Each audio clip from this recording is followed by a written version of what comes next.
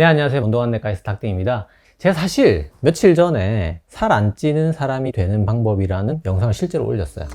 네. 근데 그거 찍고 진짜 하루 이틀 뒤에 그 살 안 찌는 사람이 되는 방법에 대한 말씀을 닥터인여 시청자 여러분들께 여러 가지 좀 전달해주고 싶다는 인터뷰 요청이 들어와서 저는 참 희한하게 어떤 거 찍으면 또 그 다음날 연락이 오고 이런 일이 되게 많았어요. 이담희 선생님도 전혀 모르시는데 이런 신기한 일이 일어나서 옳다구나, 이분을 빨리 모시자 해서 모셨습니다. 그래서 오늘은 가정의학과 의사 쌤이시고 또 동시에 영양사이시면서 습관 하나로 평생 가벼워졌다의 저자 이담비 선생님을 모시고 오늘 좀 더 살 안 찌는 사람이 되는 방법에 대해서 심도 있는 설명 듣는 시간을 좀 갖도록 하겠습니다. 선생님 소개 부탁드립니다. 네, 안녕하세요. 저는 습관 하나로 가벼워졌다의 저자 이단비입니다. 인스타그램이나 블로그에서 닥터 수입비록 여러 가지 정보들을 저도 이제 좀 전하고 있고요.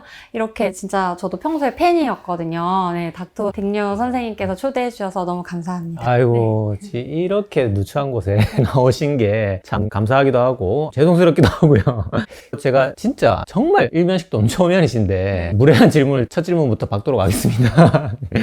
그 선생님께서 쿠싱 증후군을 앓으셨다는 얘기를 들었는데 이게 제가 아무래도 내과 의사다 보니까 믿기지가 않거든요. 이게 진짜 흔한 질환이 아니잖아요. 그리고 류마티스 관절염, 뭐 쇼그렌, 또 루푸스, 진짜 이 병들 앓으셨습니까?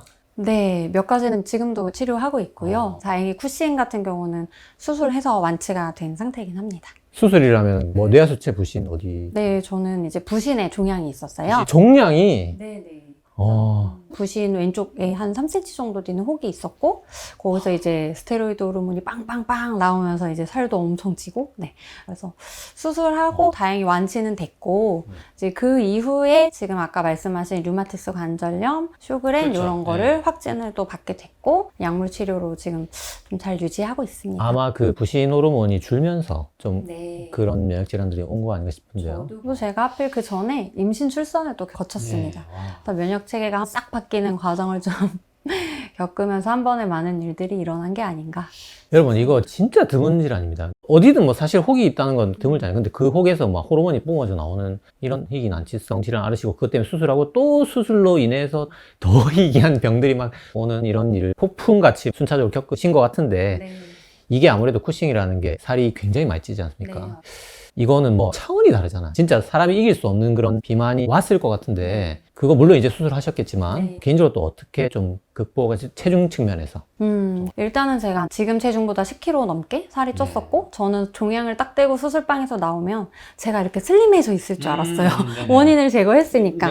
근데 실제로는 그냥 찐 살은 그대로 남아있더라고요. 어쩔 수 없이. 그래서 이거를 어떻게든 빼야겠다. 근데 쿠싱 합병증으로 골다공증이 심하게 왔었고 근육도 좀 많이 빠져가지고 혼자 못 일어나서 막 벽 짚고 일어나고 이 정도로 몸에 기운이 많이 없었는데 골다공증 오면서 이제 아기를 그때 안아주고 이러다가 척추뼈가 한 5개 정도의 금이 갔어요. 와.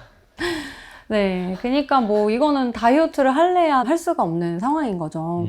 뼈도 없고 근육도 없고 이런 상황이니까 덜 먹으면 안 되는 거예요.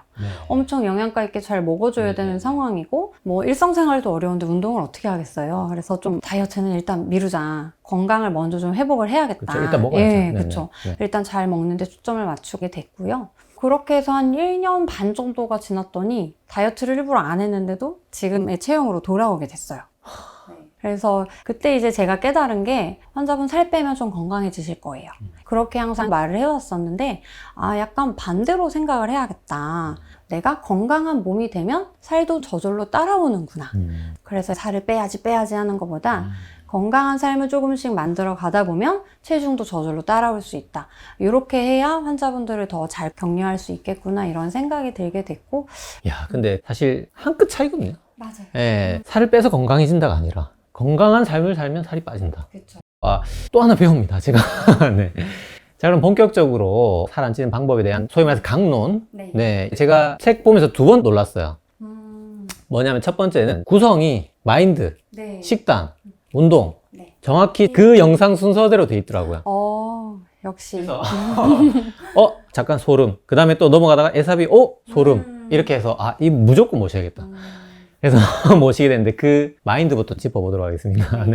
음식과의 화해, 그런 표현도 있고 치팅데이 클린식 회개 운동 이 세 가지는 우리가 가급적이면 지양해야 될 표현이다. 요거에 대해서 조금 설명해 주시고, 요즘에 이제 또 감정적 식사 이런 표현도 많이 쓰는데 이런 것들을 극복하고 음식하고 제가 어떻게 화해를 하면 되는지 요거에 대해서 설명 좀 부탁드립니다. 네, 일단은 감정적인 식사라고 하면은 배고픔하고 상관없이 네, 기분 때문에 먹는 경우를 말하거든요. 그게 이제 뭐 스트레스가 될 수도 있고, 심심함이나 따분함이 될 수도 있고, 반대로 막 축하하고 싶은 일, 기분 좋은 일 있을 때 우리 생일에도 케이크 같은 거 먹잖아요. 배고파서 먹는 건 아니죠. 예, 그럼 기쁠 네, 때도 그럼요. 네. 긍정적인 것까지 다 포함하는 개념이긴 합니다. 그래서 그게 어느 정도는 자연스럽긴 해요. 근데 우리가 요즘은 지나치게 감정 의존적인 식사를 좀 하게 되는 경우가 많죠. 그럴 때 우리가 보통 이제 고칼로리, 고지방, 고당분 음식을 먹기 때문에 칼로리 잉여가 생기기 쉽고, 또 내장 지방을 잘 쌓는 그런 영양 섭취를 하기가 쉽고, 또 반대로 음식과 좀 화해가 필요하다고 제가 말씀드린 부분은 다이어트를 정말 열심히 하고 잘하시는 분들의 경우예요. 그분들은 음식을 이렇게 딱 먹으면 되는 거, 먹으면 안 되는 거 이렇게 철저하게 딱 나눠놓고, 이건 먹으면 안 되니까 전 무조건 참겠습니다 이러고 있는데, 사실 그 마음속에는 먹고 싶은 마음이 사실 있기도 한 거죠. 나눴다는 것 자체가. 네, 그렇죠. 네네. 그거를 이제 평생 안 먹고 산다던가 이런 게 아니라 언젠가는 그 눌려왔던 마음들이 좀 반대로 폭식으로 이어지거나 하는 경우도 많고, 아니면 그런 게 너무 심각하게 이어져서 실제로 약간 거식으로 이어지는 경우가 좀 있습니다. 근데 원래 식사라는 게 우리가 먹고 영양소만 얻는 게 아니라 만족감, 그리고 안정감 이런 것들을 주거든요. 그렇게 우리가 먹고 좀 잘 살아간다는 기분을 잘 느낄 때 우리가 식사를 적당히 먹고도 멈출 수가 있게 되는 건데, 이렇게 음식을 이분법적으로 가르는 강박적인 사고를 하게 되면 음식을 먹어도 만족감을 느끼지 못하기 때문에 결국은 이제 건강한 식생활을 이어가기가 어렵다. 너무 기분에 따라 먹지도 말고, 그럼요. 그렇다고 너무 가리지도 말자. 그쵸.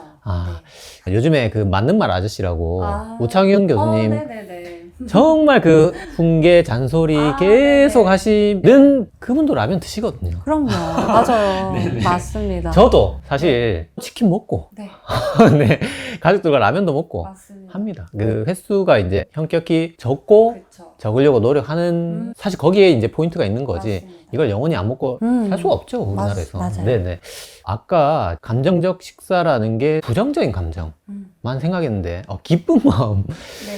제가 그런 거 있잖아요. 너는 슬플 때도 먹고 기쁠 때도 먹고 그런 마음이 살짝 들었는데, 그것도 이해해야 되는 부분이고, 네. 어쨌든 그런 것들을 벗어나기 위해서는 내가 좀 약간은 그래도 화해가 필요하겠다. 네네.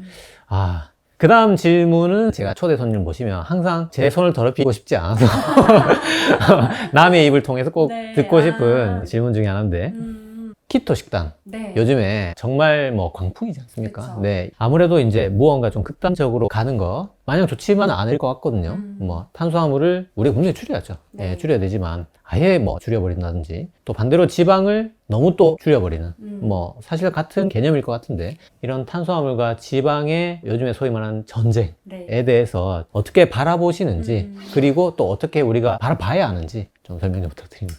네. 영양학에서는 영양소란 극단적으로 뭘 안 먹거나 극단적으로 뭐만 먹는 것만 아니라면 큰 문제 없다. 이런 게 사실 영양학이에요. 그러니까 사실 재미없다고 느끼실 수가 있어요.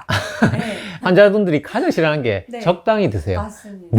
제일 어려운 거죠. 네. 근데 사실 그게 정답이긴 하거든요. 네. 그냥 적당히 먹으면 되는데 그게 어렵기 때문에 네. 조금 더 간편하고 어떻게 보면 좀 더 팬시해 보이잖아요. 네. 딱 뭔가 하나의 명약처럼 보이기도 너무 하고. 직관적이죠. 네. 네네. 그래서 좀 이런 특별한 식단들이 유행을 타는 게 아닌가 싶기는 한데요. 일단은 저탄고지나 케토제닉이 다른 여러 가지 다이어트 식단들과 연구 결과를 비교해보면 효과가 장기적으로는 비슷합니다. 모든 식단이 대부분이 좀 빠지다가 도로 회복되는 패턴을 보이고요. 저탄고지나 케토제닉은 대신 초반 감량 효과가 좀 빨라요. 제일 네. 빠르다고 돼 있더라고요. 제일 빠르게 돼 있고, 심지어 최저 체중도 조금 좋은 편이기도 해요. 그치만 돌아오는 건 비슷하더라.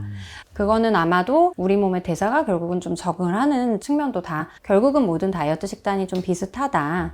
그래서 저는 뭐 이거를 절대 하지 마세요라던가 꼭 해보세요라던가 이렇게 말하기는 좀 어려울 것 같고요. 좀 적합한 분들이 있을 수는 있어요. 나는 뭐 밥빵면 그렇게 좋아하지도 않고 또 뭐 근육량도 충분하고 운동도 되게 잘 할 줄 알아.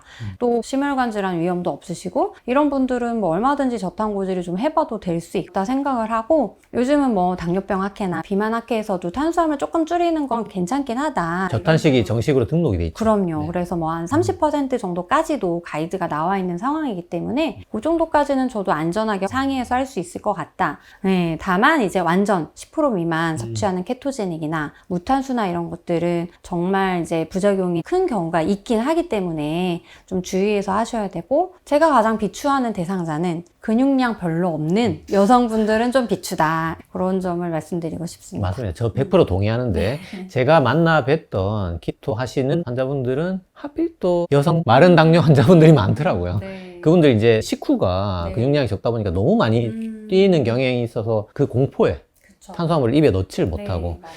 근데 이제 사실 탄수화물이 있어야 근육이 생기거든요. 맞아요. 예, 예. 오히려 그 기간을 견디고 극복해야 되는데 아무래도 케토 하면 쉬우니까 네. 예, 하지만 근육은 더 빠진다는 거. 그렇죠. 네네.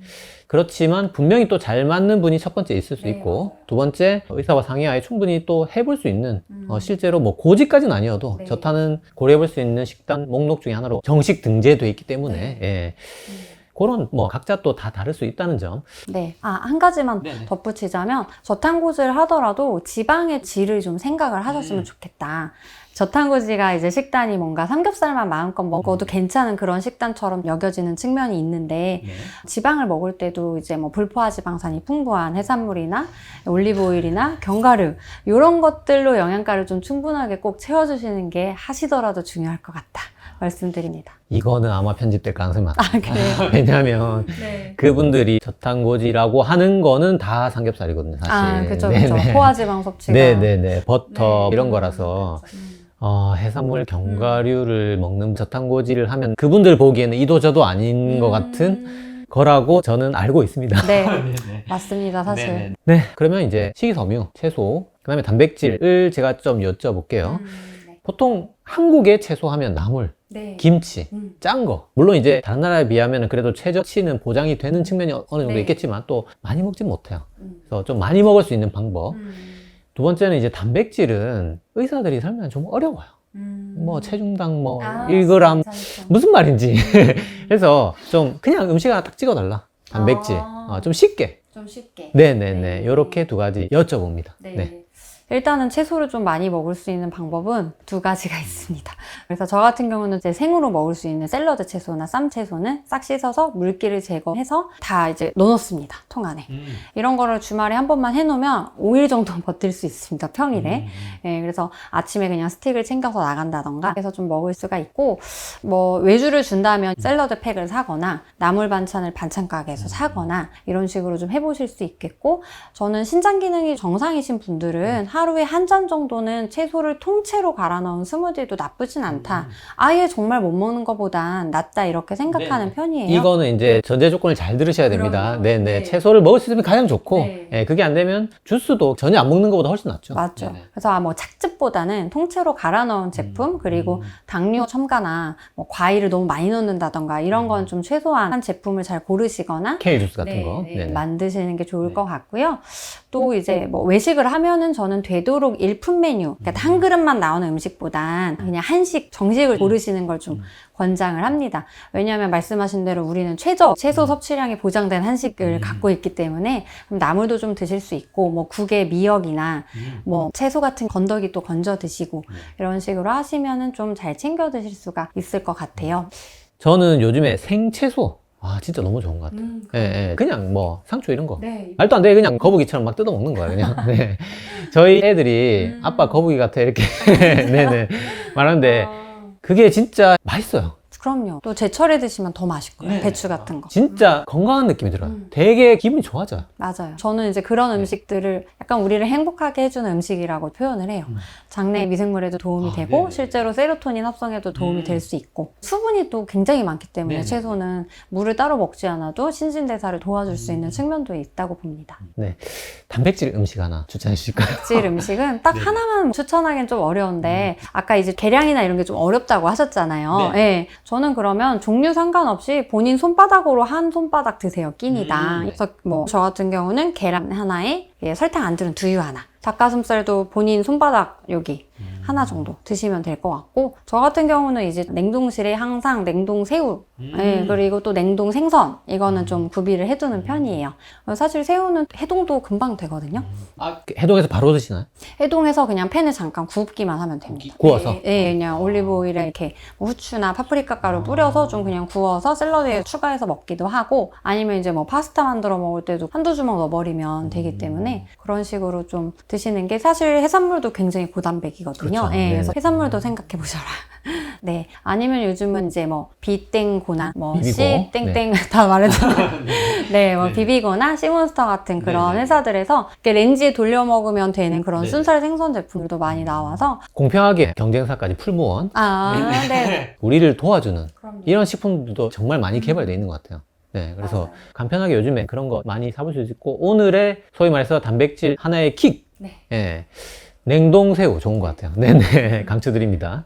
다음이 제가 정말 이분 꼭 모셔야겠다 한 게 에사비. 뭐냐면 저는 뭐랄까 좀 제 자신이 유튜브를 만들면서 하는 조사에 대한 자부심이 있어요. 예, 지옥 끝까지 파거든. 네, 네네. 보면 느껴집니다. 네네. 좀 딩욕봉이 스스로 있는데, 웬만한 유튜브를 보면 에사비의 초모를 그냥 소위 말해서 이것까지 아는 것만 해도 되게 자랑처럼 얘기해요. 근데 초모의 저온살균이라든지 뭐 죽은 균에 대한 효능이라든지 이런 거에 대해서까지 저는 이제 팍 궁금해서 파고 들어가지고 조사를 열심히 해가지고 이제 방송을 딱 찍었는데, 이 책에 보니까 그게 다 나와 있는 거예요. 저도 깜짝 놀랐습니다. 선생님 영상 보고. 아, 실례지만 그 영상 영상 보고 네네. 출연해도 되겠다, 유튜브 채널에. 아, 서로 이제 네. 신뢰가 딱 네, 생겼네요. 신뢰가. 원래도 제가 뭐 워낙 과학적으로 철저하게 조사하시는 거 알지만, 에사비도 이렇게까지 똑같이 역시 본질은 통하는구나 이런 생각이 들었습니다. 그러니까 제가 진짜 그냥 이 책 보고 조사할 걸. 그 정도로 진짜 이 정도까지 조사한 분은 제가 못 봤거든요, 사실. 그래서 빨리 모셔야겠다 생각이 들었고, 그 책에 이제 에사비 같은 소위 말해서 이제 뭐 이런 음식들 하나의 포인트들로 집어주신 게 이제 에사비, 그릭 요거트, 땅콩 버터, 견과류, 레몬수 이렇게 네. 5가지 집어주신 것 같아요. 네. 요거 5가지 다 설명드리면 좋겠지만, 그러면 또 영상이 재미가 없지 않습니까? 딱 하나 그냥 오늘 이 시간에 환자분들한테 하나만 딱 찍어달라 하시면 뭘 찍어주실까요? 딱 한 개는 어려운데, 이게 영양학 특성상 네네. 딱 2개로 2개 정도로 봐드리겠습니다. 해보자면, 네. 그릭 요거트에 견과류 추가해서 드시면 어떨까? 그러면 이제 포화지방과 불포화지방산이 함께 있는 조합이기도 하고, 또 견과류엔 식이섬유도 꽤 많은 편이고, 그래서 굉장히 포만감이 좋으실 거고, 거기에 뭐 베리류, 뭐 냉동과일 좀 추가해 주시면, 네, 냉동 블루베리 이렇게 먹으면 안 된다고 또 잘 알려주셨으니까 그거 참고하셔서 추가해서 잘 드셔주시면 진짜 밸런스 잡힌 아주 좋은 간식 또는 식사 대용이 되지 않을까 추천하는 바입니다. 아침으로도 너무 좋고, 그럼요. 네, 간식으로도 너무 그럼요. 좋고, 네. 네, 식사의 마지막에 탄수화물 먹는 걸로도 좋을 것 같고, 그럼요. 네네네. 네. 음식에 정말 많은 설명을 듣고 싶어 하고, 네. 또 저희도 사실 음식에 대해서 설명을 많이 드리는데, 이만큼 중요한 게 사실 운동입니다. 맞아요. 네네네. 그래서, 알죠? 체중 감량 하는 분들 운동해야 되는 줄 아는데, 이제 시작한다. 정말 하루 종일 집에 누워 있었다. 예, 살은 빼고 싶고 식단을 할 건데, 운동 어떻게 좀 시작해야 되는지 설명해 주신다면 어떻게 설명해 주실까요? 네. 일단은 뭐 척추뼈 5개 부러져가지고 여기서부터 여기까지 보조기를 차고 다녔던 저도 운동을 하긴 했거든요. 그 전에는 조금 운동하시는 편이었나요? 그전에는 틈나면 뭐 가끔 필라테스도 깨작깨작 해보고, 정도? 뭐, 웨이트도 약간 배워보고 이 정도? 평범한 사람이 뼈까지 부러졌다. 네, 맞습니다. 네. 그런 상황이었는데, 저는 처음에는 일단 움직이는 걸 많이 늘려보셔라, 이렇게 말씀을 드려요. 저도 제일 먼저 했던 게 그냥 보조기 차고 유모차 끌고 그냥 걷는 거였거든요. 산책. 햇빛 좀 쬐고 밖에 좀 바람도 쐬고, 그래서 좀 최대한 많이 움직여 보셔라. 그것만으로도 대사 자극이 조금씩은 일어날 수 있다. 그래서 나가서 좀 돌아다녔을 때 기분도 좀 더 개운해지고 몸도 좀 풀리는 걸 느끼면 사람이 조금 더 움직여 볼까 이런 생각이 자연스럽게 들어요. 왜냐면 그게 내 몸이 좀 더 좋다는 걸 느꼈으니까. 그렇기 때문에 그런 경험들을 해보시면 좋을 것 같고, 솔직히 헬스장 가라고 하면 되게 무서워요. 막 엄청 낯선 기구들과 그렇죠. 막 네네네. 몸 좋은 언니 오빠들이 막 있는데 기도 좀 죽고 막 나 혼자 어떻게 해야 될지 맞습니다. 쭈뼛쭈뼛하단 말이에요. 네. 그래서 사실은 좀 내가 재미를 붙일 수 있는 운동을 하나 찾아보셔라. 누구는 그냥 러닝머신 뛰는 게 제일 좋을 수 있고, 누구는 러닝머신 죽어도 싫고 야외에서 러닝해야 재밌을 수 있고, 아니면 어떤 분들은 뭐 구기 종목이 좀 팀플레이나 탁구 같은 거에 빠지셔가지고 막 하루 3시간씩 뛰시는 분들도 있고 이러거든요. 그래서 나한테 맞는 흥미 있는 운동을 좀 찾으면 좋겠다. 그리고 두 번째는 내가 만약에 어딘가 통증이 좀 있는 상태다. 저처럼 뭐 몸을 다쳤거나. 그 부러지시고 뭐 어떻게 수술하셨어요, 그러면? 아, 척추골절은 수술은 못했고요. 그냥 그 네, 안정으로? 자연 치유로 그냥 보조기 차고 활동하면서 원래는 보조기도 안 차고 그냥 지켜보자 했는데 자꾸 더 부러져가지고 보조기를 찾고 그리고 재활 운동을 했습니다. 그러면 최대 강도는 어느 정도까지 해보셨어요? 지금은 데드리프트 한 20kg 정도? 아, 야, 근데 데드리프트를 무섭지 않았어요? 근데 프리웨이트가 아니고 네네. 저희는 이제 재활하는 곳이라 이제 그 머신에 걸어서 스미스 머신. 네, 스미스 머신에 네네. 걸어서 그 정도로 해주세요. 그리고 자세가 안 좋아지면 바로 그만두게 하시기 때문에 야, 요즘은 대단하시다. 데드를 쓰고 와, 뼈가 어쨌든 그 공포가 있을 거 아니야. 엄청 불안하실 텐데, 데드리프트를. 그러니까 하러 갔다는 것 자체도 저는. 물론 이게 하루 이틀 안에 된 건 아니고 그렇죠. 네네. 제가 재활하고 거의 5년 후 정도 그렇죠, 됐을 그렇죠. 때 예. 네, 시작하게 당연히 이제 그렇게 됐어요. 하셔야 되고. 네. 그래, 어쨌든 뭐 5년 뒤라도 그거를 하러 갈 마음이 생겼다는 것 자체가 진짜 대단하신 것 같습니다. 네. 어쨌든. 네, 그리고 운동을 이제 하실 때 저처럼 통증이 있거나 네, 아니면 운동을 아예 너무 안 해봤다. 그러신 분들은 그래도 한 3개월에서 6개월 정도는 내 인생의 투자라고 생각하시고 몸을 좀 올바르게 쓰는 법을 알려주는 그런 운동 선생님을 만나서 좀 배워보는 것도 좋을 것 같다. 그렇게 좀 말씀드리고 싶습니다.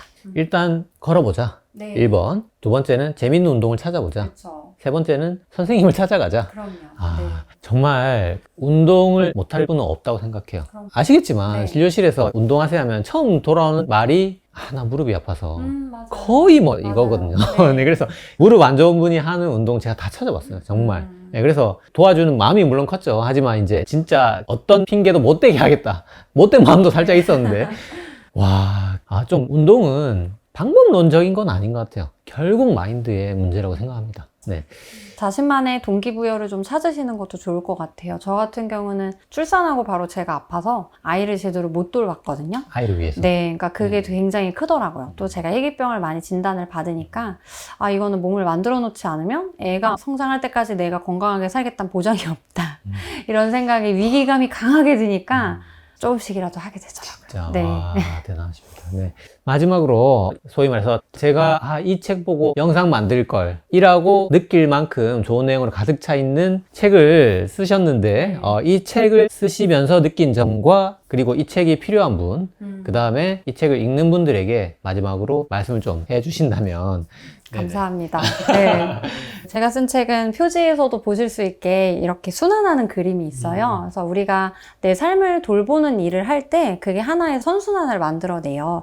그래서 막 힘들게 운동하고 힘들게 식단하는 게 아니라 그게 즐겁고 자연스러워지는 나를 좀 돌보는 행위가 되는 그런 선순환의 길에 접어드실 수 있게 도와드리는 책이고 제 책은 사실 다이어트를 많이 해보고 좀 지치신 분들 또 여러 정보를 읽고 너무 혼란스러우신 분들이 읽으시면 그런 분들한테 제 책이 막 또 하나의 뭔가 채찍질이라던가 뭐 약간 강박을 조성한다던가 이런 책이 아니라 저는 조금 격려해 드리고 싶고 좀 더 즐겁게 먹고 즐겁게 운동하고 좀 나를 돌보는 삶을 사시면 좋겠다 이런 마음으로 쓰게 됐습니다. 여기 좀 힐링 포인트가 있더라고요. 네네네. 그런 위로를 좀 얻고자 하는 분들, 그리고 뭐, 물론 그 지식은 말할 것도 없습니다. 지식도 얻으시고, 좀 동기부여도 받고, 위로도 받는 이 책, 닥터잉여가 강력 추천드립니다. 감사합니다.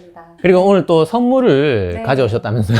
네네. 네네. 제가 잠깐 소개해드리면, 오늘 영상을 보시고 시청자 여러분께서 소감과 이 책에 대한 기대를 댓글로 좀 작성을 해주시면 출판사 측에서 이 습관 하나로 평생 가벼워졌다 도서 10권을 선물로 쏴주신다고 합니다. 자세한 건 더보기란과 고정 댓글 참조해 주시고요. 시청자 여러분들의 많은 댓글 부탁드립니다.